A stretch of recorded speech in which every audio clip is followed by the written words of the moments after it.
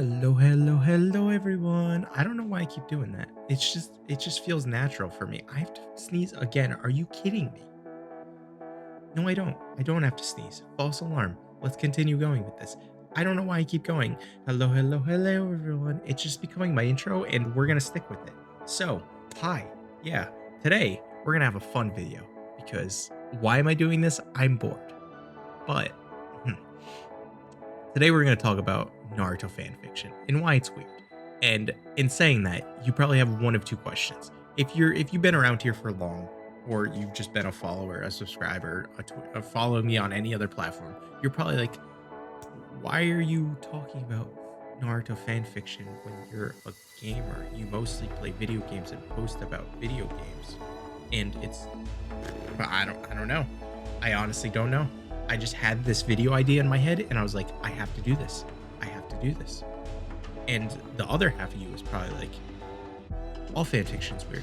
What are you specifically pointing out Naruto for? And it's like, I don't really know why I'm pointing out Naruto like this. It's just, I've been around the Naruto fan fiction culture since I was 11 or 12. I am now 24. So for an entire half of my life, I have been reading Naruto fan fiction so much to the point that I have confusion over where canon begins and fan fiction, or canon ends and fan fiction begins because of this. And sometimes I forget, like, no, never mind, that never happened in an actual Naruto because that happened in a fan fiction, and I'm an idiot for it. But you're probably like, well, how do I know you're an OG? And it's like, I've been around for a little bit. So much so that I remember back in the day when Minato, I don't actually know if I'm saying that right. Hopefully I'm saying Minato's name right. The fourth Hokage's name wasn't revealed yet. And there was like a leak or something. I don't remember where the internet got this from, but for some reason we all called him Arashi. So if you ever see a fan fiction or you ever see a fan fiction writer nowadays use Arashi in their story, especially when related to Minato, they're an OG. They've been around before Minato even had his name. Because I think Kushina got named pretty early in Shippuden, and then Minato never got, like, didn't get named for a while. Like, I'm pretty sure he didn't get named until Jiraiya had like his flashback when he was fighting Pain, and it's revealed he's the godfather of Naruto. I think that's when the reveal was, but I'm pretty sure that's when we find out that's Minato's name. I also might be wrong. There might have been another time when Minato's name was said. Feel free to correct me, but for my memory, pretty sure that's when we stopped calling him Arashi and moved to Minato. Some people even held on to Arashi, saying, I started this story as Arashi and I refuse to go edit all my chapters to rename him Minato, which was kind of frustrating because then I remember one author, I forget who it was, but they named, just despite the readers who were telling them to rename Minato, they named another character Minato while also having Arashi play the fourth Hokage.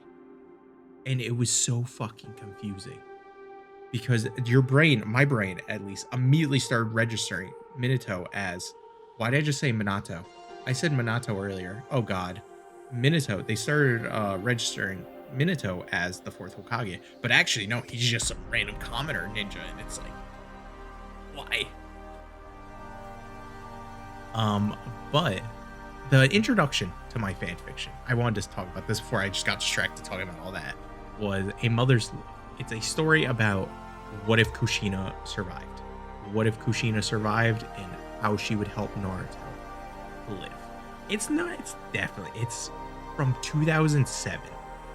It has 100 chapters written within a period of 7 months. It's not the most amazing. I've definitely gone and read it back, and little 12-year-old me was thoroughly impressed. This was the greatest author ever. But going back to it nowadays, it hasn't aged that well, but there definitely are some moments that are cool. Like, I'm pretty sure Sasuke, because Naruto gets paired with Hinata in the Genin, like Genin squads, quadrant, whatever the hell. Genin squads. Naruto's with Hinata, but Sakura and Sasuke are still together. Sasuke, being the twisted little fuck he is so jealous of Naruto that he gets close to Sakura, becoming her best friend. Like, he's fully in there. He's fully on the bandwagon of the Sakura Sasuke train. And then, like, right before Shippuden is supposed to start, like, Naruto goes off with Jiraiya for his 2.5 to 3 year journey.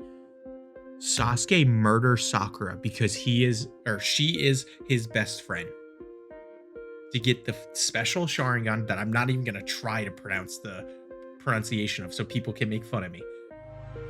I'm not. Stop trying to stop typing. I'm not. But he murders her, and then Sasuke and Naruto have this giant fight in the area, the section of the Chunin exams, part 2, where Anku stays. Not the Valley of the End. The Valley of the End is where they actually fight in canon, but the Forest of Death, something like that. I don't know. You know what I'm talking about. Where Naruto and Sasuke first come to eyes with pedophile boy Orochimaru. And it's a very cool moment, as well as Naruto, I believe, later in the story has some badass moments as well. But like I said, I haven't reread it. I just can't get through it. It hurts because you ruin, like, going back and reading stories that you previously read. You ruin that, like, nostalgia factor because you're like, well, this isn't that good, and then it's just ruined. So it just hurts, you know.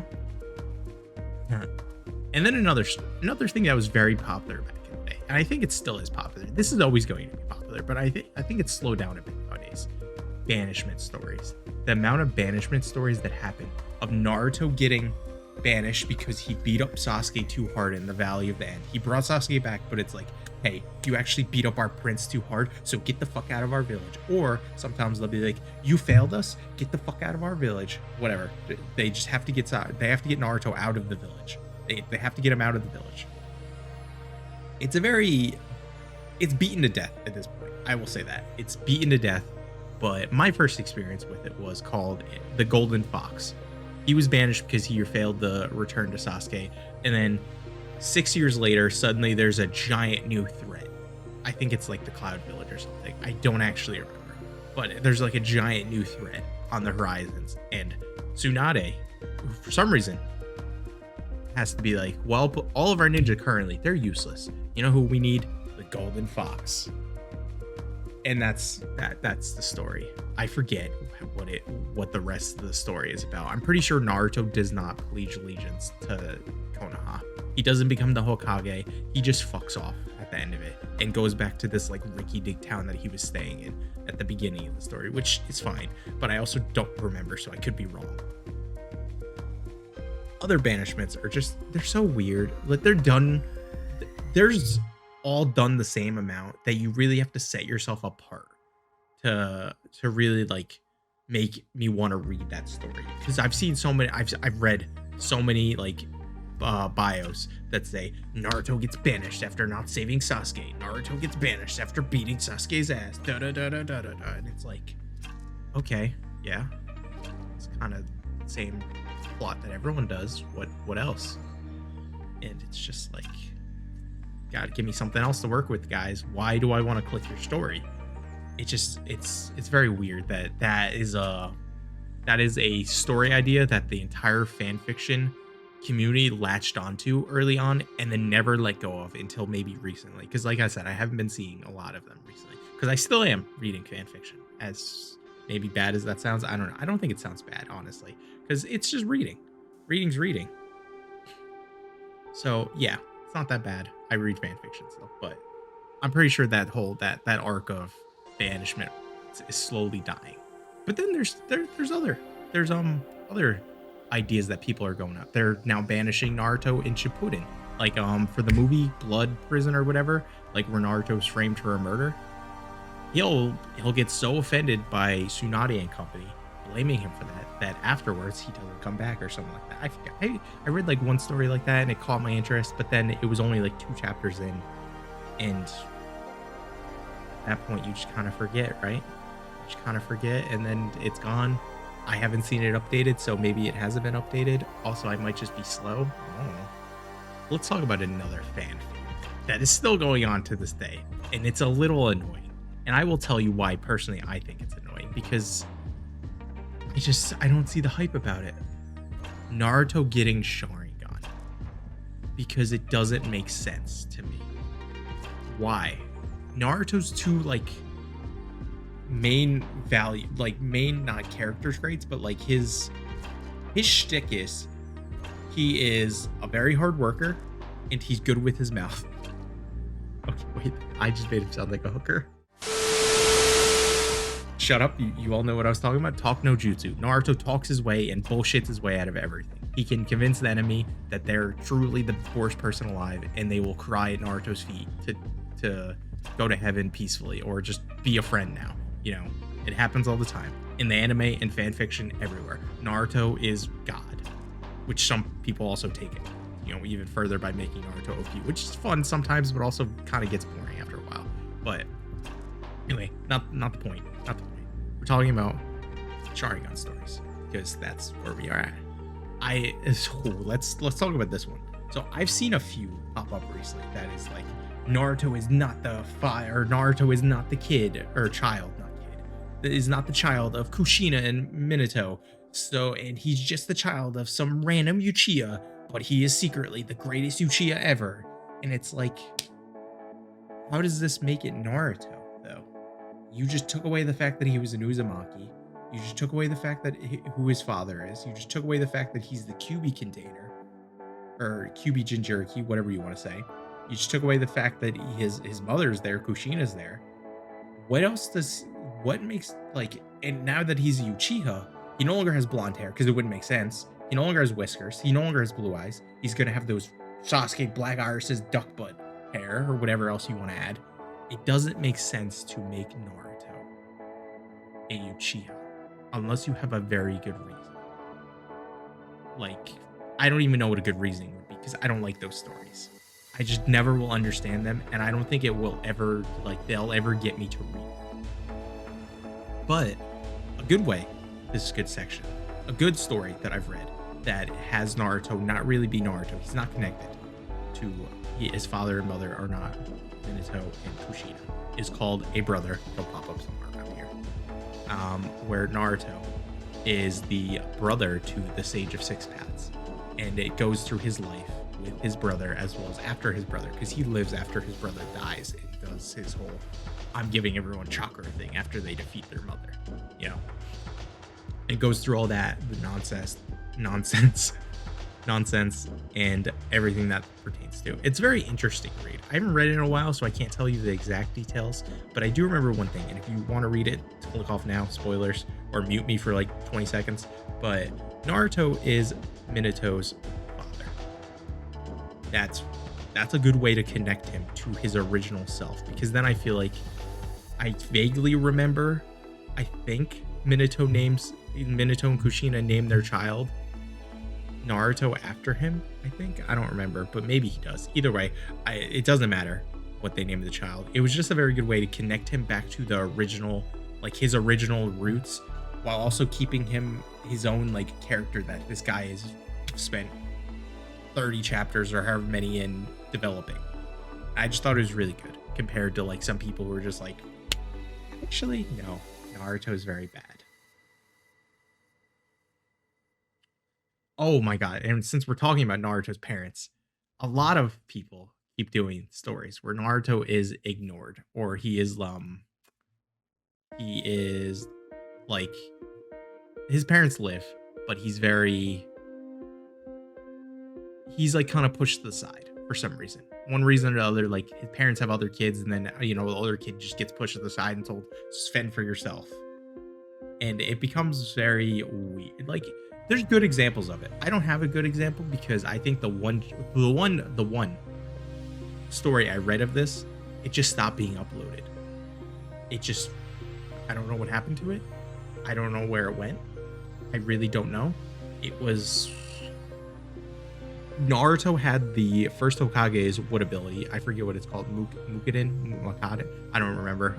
Someone's gonna make fun of me for that, but Naruto had that ability, as well as he was 4 or 5 years older before the Kyuubi attack happened. Kurama, Kyuubi, whatever.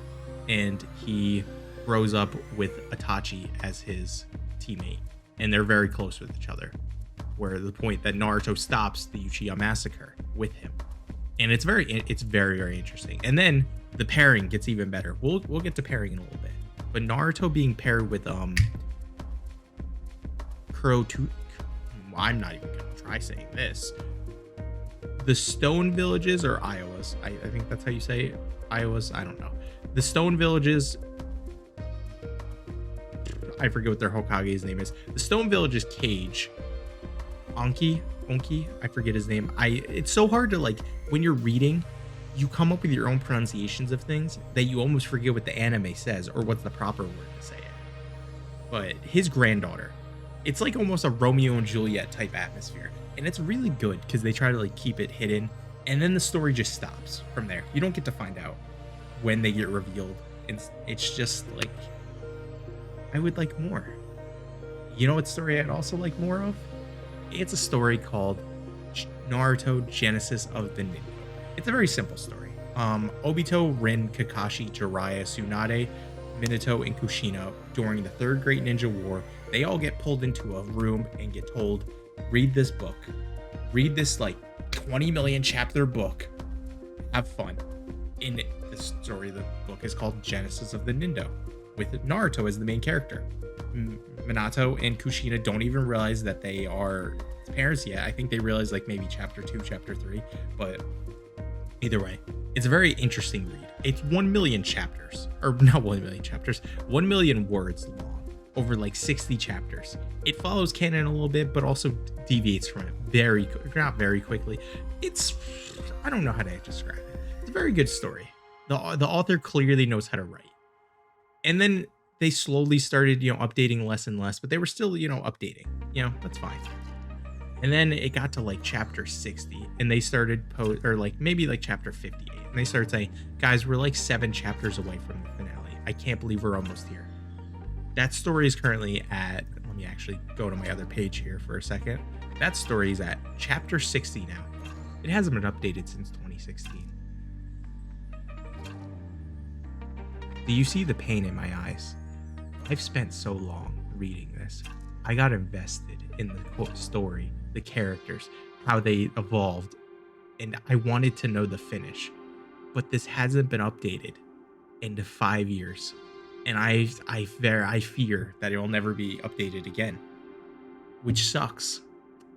It really, really, really, really sucks because you want to see that ending, but also you just can't force the author to come back and write more.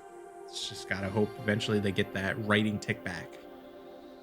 Speaking of an author who hasn't lost their writing tick because he's still posting chapters like every other month or so, Kenshi618. He's posted so many good stories, but currently my favorite story of his that is still being posted is called Better Left Unsaid.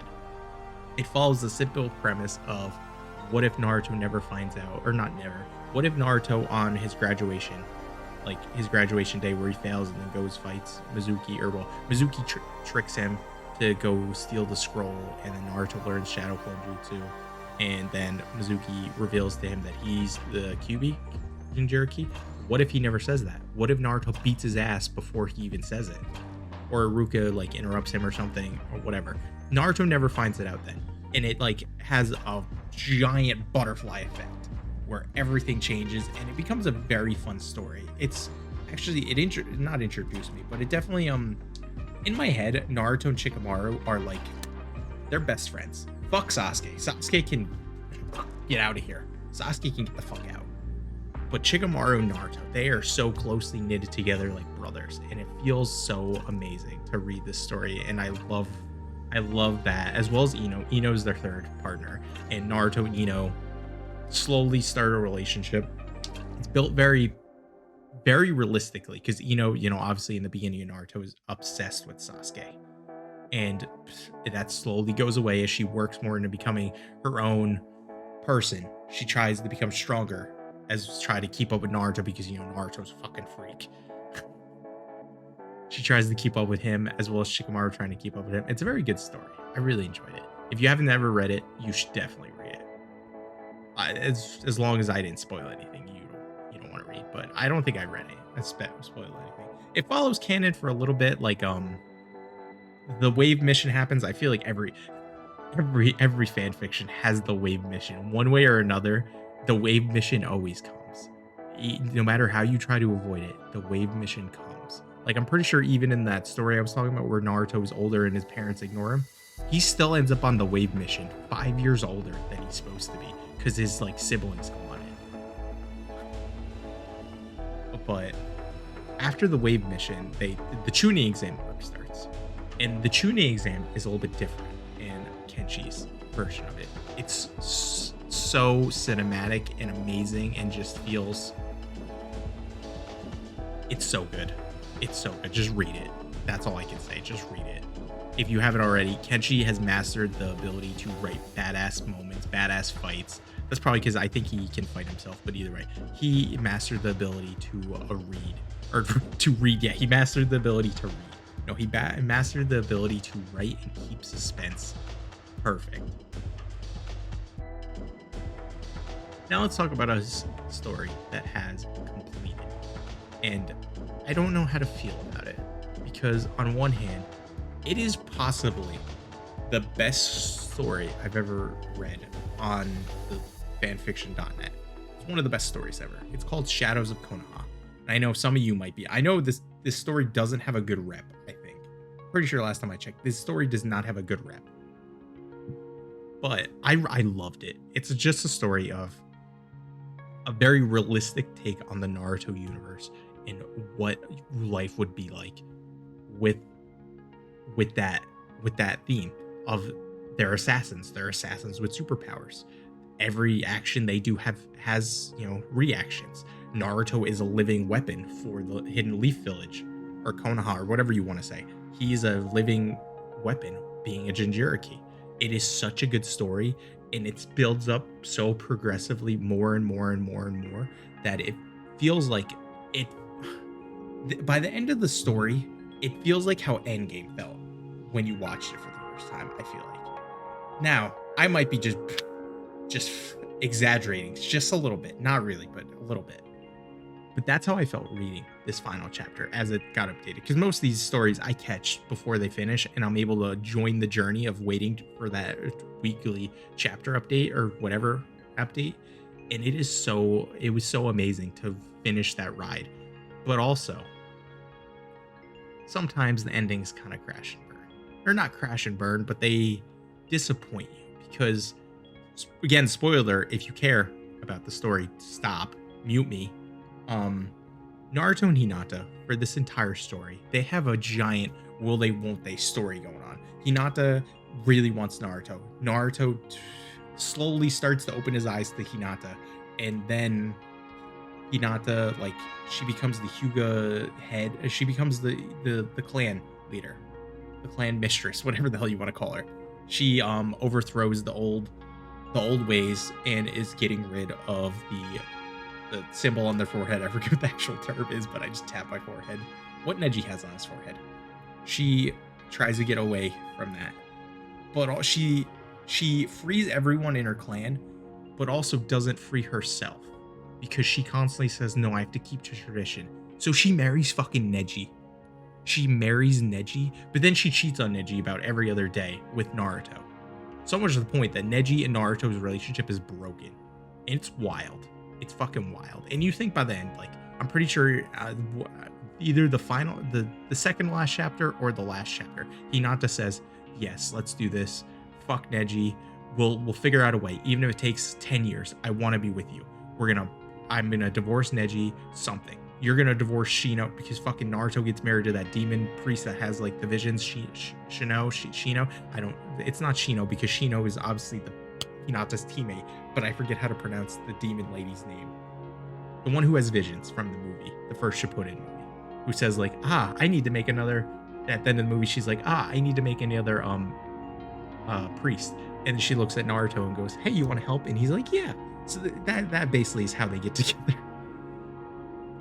as well as like political reasons they get together. But they basically tell each other, "Hey, we're gonna be together." And it feels so good after fucking the entire story. You finally get this confirmation. They're doing it. I don't care that I'm not going to see it. You're just told they're doing it. And I think like within the last like paragraph or two, Hinata goes, "Actually, no, I'm not." And it just breaks your heart. But don't worry. There's a sequel. There's a sequel to help us help us. It's gonna help us. It's gonna make us happy. It's gonna maybe do the thing. No? Okay. Um, things that make me even more depressed. Shadows of Konoha bonds. This story follows Sasuke because in the entire of Shadows of Konoha, Sasuke does not appear because Sasuke fucked off after the fourth Great Shinobi War. He fucked off and disappeared. I don't even think he was a part of the war, honestly, because I think this story was written before the Shinobi War was even done. And the manga was done. Yeah, it was definitely think it was done before the manga. But Sasuke fucked off. So you follow him. You follow him and quickly get up to speed to where Sasuke's been. And then it slowly becomes a redemption arc for Sasuke. How Sasuke can repair his relationship with Naruto, while also Naruto's juggling now being Hokage. So you find like this very cool balance in between Naruto trying to help his friend while also staying Hokage. Like not staying Hokage, but being a responsible Hokage. As well as it tackles one of the most interesting things I've seen. Naruto handles a situation just like the third Hokage had to handle, where the third Hokage had the Uchiha uprising. It was dealing with that. What was going to happen with that? You don't know. Well, okay, you do know what happened in canon. The fucking third Hokage and Danzo just murdered all the Uchiha besides Sasuke because Itachi ruled that in place. But this story tackles it of how would the character of Naruto tackle this situation? And it is such a good, like, it's a good character breakdown of all the characters involved. I'm not going to spoil who is a part of that coup, but it's such a good example of how good of an author this guy is. But then you start reading further and further. Hinata and Naruto are slowly like they're working through things. They're not together still. Why? I don't know. Because clan politics and everything. Eventually, Naruto just gets so fed up that he just says, "I'm done. You either decide right now you want to stay with me, you want to make this work between me and you, like together as a thing, or nothing." And Hinata picks her clan. Hinata picks keeping that tradition of caging herself. This was the perfect time. Be like, no, okay, I'm finally gonna free myself like I freed the rest of my clan. But no. Instead, she says no. And then fucking Naruto and Sasuke fuck. They get together and fuck, and Naruto raises an orphanage with Sasuke. It doesn't come out of left field. It does not come out of left field. It makes sense character-wise that this is what happens for Sasuke. Naruto, on the other hand, it's a little bit iffy, but also I'm triggered. I wanted Naruto and Hinata to work through it finally. You constantly battle mentally going, they're gonna work out, and then they don't. Why do you do this to me? Since we mentioned Naruto and Sasuke's relationship, let's tackle the fun beast that is shipping. To me, shipping's kind of weird. Not weird. Actually, it's not weird at all. Ignore what I just said. Let's start with Naruto and Sasuke. I can understand why the internet does it. I still think it's weird, but I understand why the internet does it. As I just used Endgame as a reference. People were triggered to the max when Steve, Captain America, he goes back to the past to be with Peggy. And so many people were triggered saying, "No, you have to stay here. You need to go fuck Bucky right now." And it's like, bruh, why? Why do you have to ship Bucky and Captain America together? It's just the fact that they're very close brothers to one another, almost in a sense, where it doesn't make sense. It actually doesn't make sense at all, to me, at least. But I understand why people see it in that way, where they see two guys who are close together immediately. They have to fuck. They had a few moments together, which can be considered romantic. They have to fuck now. just like Naruto and Sasuke. I mean, shit, they share their first kiss together, so they just have to. And it's a very, I don't want to judge people because I don't care, but also just I don't know. It just seems stupid. But then I'm about to cross into this next bridge. Naruto Hinata versus Naruto Sakura.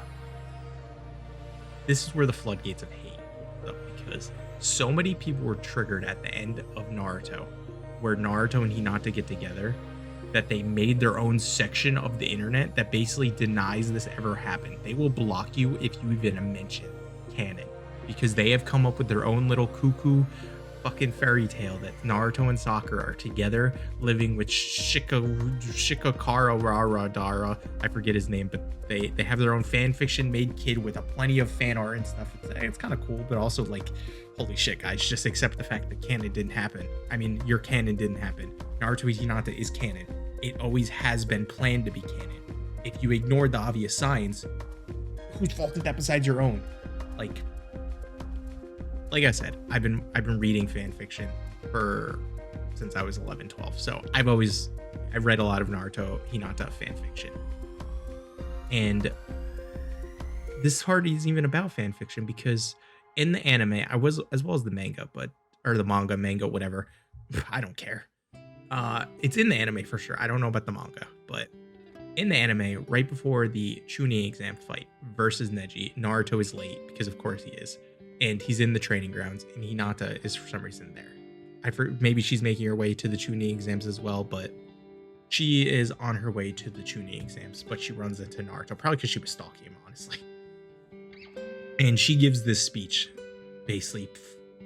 She is the first person, almost, besides maybe Iruka, that says, "You inspire me. You are a failure, correct?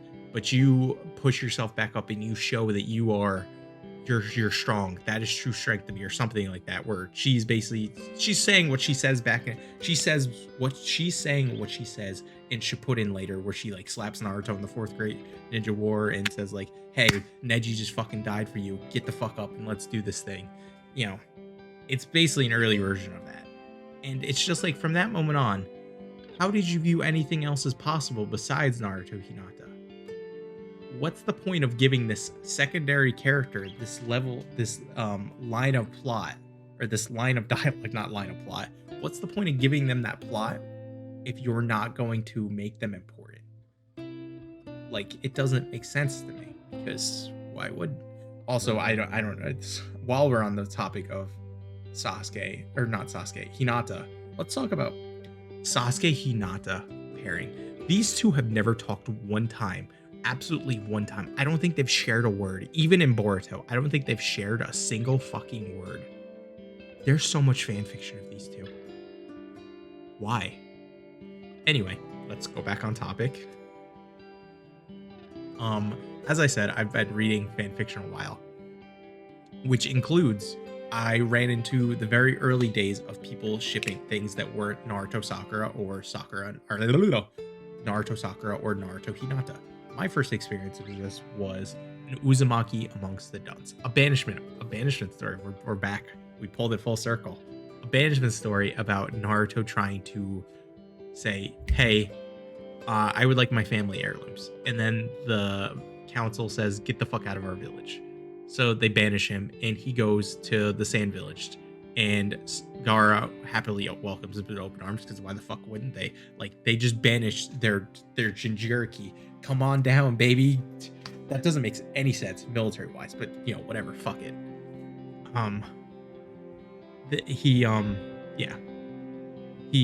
He is now part of the Sand Village and grows very close to Tamari. It's a very beautiful story where I feel like they portray love in a very good way, if I'm not getting as sappy as I want to. And if you haven't read it, you should. It's not the best story written, which I'm not saying none of these. Actually, I did just say Shadows of Kona was one of the best stories I read. But this story, it's from like back in the day, so you know, it's early, it's rough a little bit, but it's also really cute. I liked it a lot. So if you're interested in the pairing of Naruto and Tamari, you should try it out. And then I didn't want to touch on this. I really didn't want to touch on this. But you monsters have made me. Why? Why do you have Kushina fucking Naruto? Why are you new monsters, you new breed of monsters, having Himawari, Naruto's daughter, trying to fuck Naruto? What is wrong with you people? No, please, I'm gonna sit here. Tell me what is wrong with you people. Why do you ship mother and son together or father and daughter together?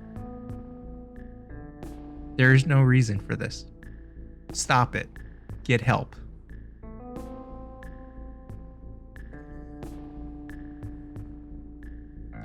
And I've just ranted for so long that I feel like this is probably a good spot to end. I've missed a lot of stuff, but also maybe we could do a part 2 to this because it's fun going down memory lane, reading or not reading old stories, but talking about old stories I've gone through. So if you're interested in this, leave a comment. Tell me how you enjoyed the rant or whatever this was, as well as tell me if you want a part 2. Leave a like or leave a dislike. I don't know. You didn't like what I said, leave a dislike, as well as thinking about subscribing, because I kind of want to have more content than just gaming on this channel. I want to have more that shows off my dumbass self. And if I have to rant about Naruto fanfiction to show off my dumbass self, I will do it. We will spend a daily series. But all right, guys, that will be all. So we're gonna get the fuck out of here because it's been a while of me ranting. So bye.